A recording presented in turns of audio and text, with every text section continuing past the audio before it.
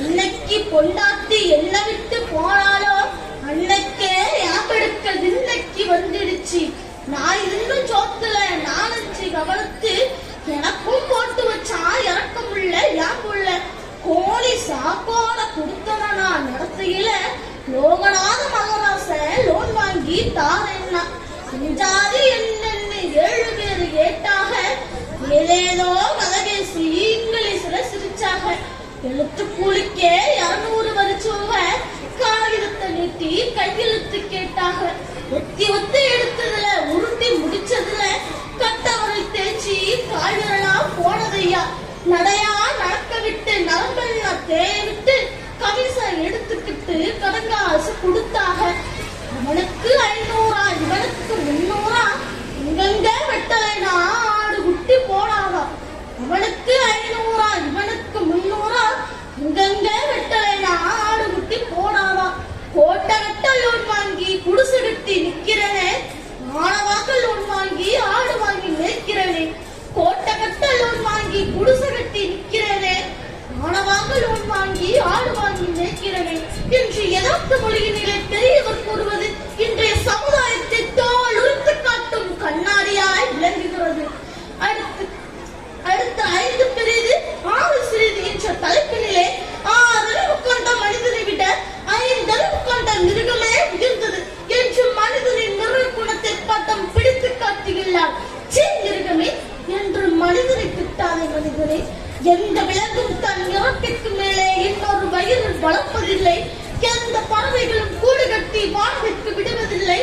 எந்த விலங்கும் தேவையற்ற நிலம் திருடுவதில்லை. கவனி மனிதனை, கூட்டு வாக்கு இன்னும் குலையாக இருப்பது காட்டுக்குள் தான். இடும்போது பறவைகள் விலங்குகள் மனிதனை விட மிருகங்களின் நற்பண்புகளை உயர்த்தியும் ஒருவனுக்கு ஒருத்தி உனக்கு வார்த்தை புறாவுக்கு வாழ்க்கை. எந்த புறாவும் தன் ஜோடி இன்றி பிற ஜோடி தொடுவதில்லை எனும்போது பறவைகளின் வாழ்க்கை நெறியையும் பூகம்பம் வருவதனில் அழைப்பாயும் விலங்குகள் அட்டி வயிற்றில் சிறகடிக்கும் பறவைகள்.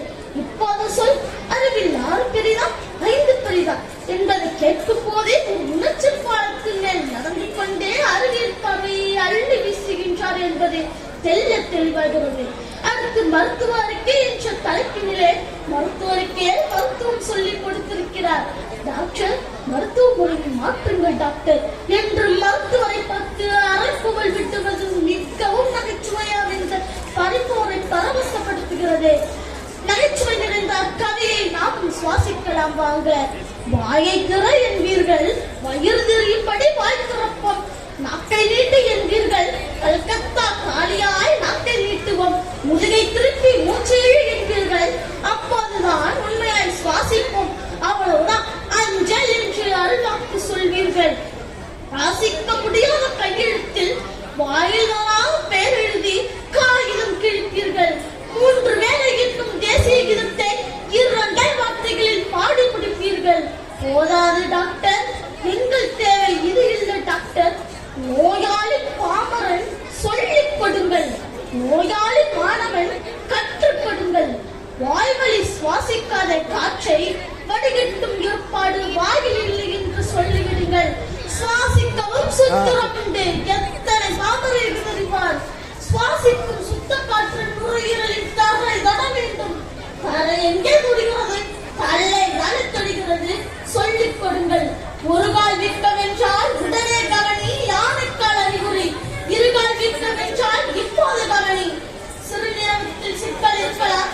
வாயில் என்ன ஆறால் புண்ணா, மார்பக பரப்பில் கரையால் கட்டியா, மதும் தொட்டதும் பசுவே இல்லையா, சோதித்து சொல்லுங்கள்.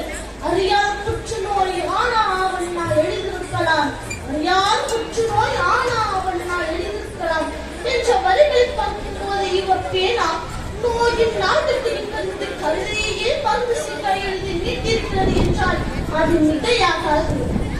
இந்த பூக்கள் உட்படுத்தல்ல என்ற புத்தகத்தில் உள்ள ஒவ்வொரு கவிதையும் சமுதாய பார்வையோடு அலசப்பட்டுள்ளது. ஒவ்வொரு ஒலியும் மனதை கொள்ளை கொள்ளுகிறது. இதை படித்த பிறகு கவிப்பேரரசின் மற்ற கவிதை தொகுப்புகளையும் படிக்க வேண்டும் என்ற எண்ணம் என்னும் உதயமாகிறது. புத்தக நாகரிகத்தின் உச்சம் மணல், கல்,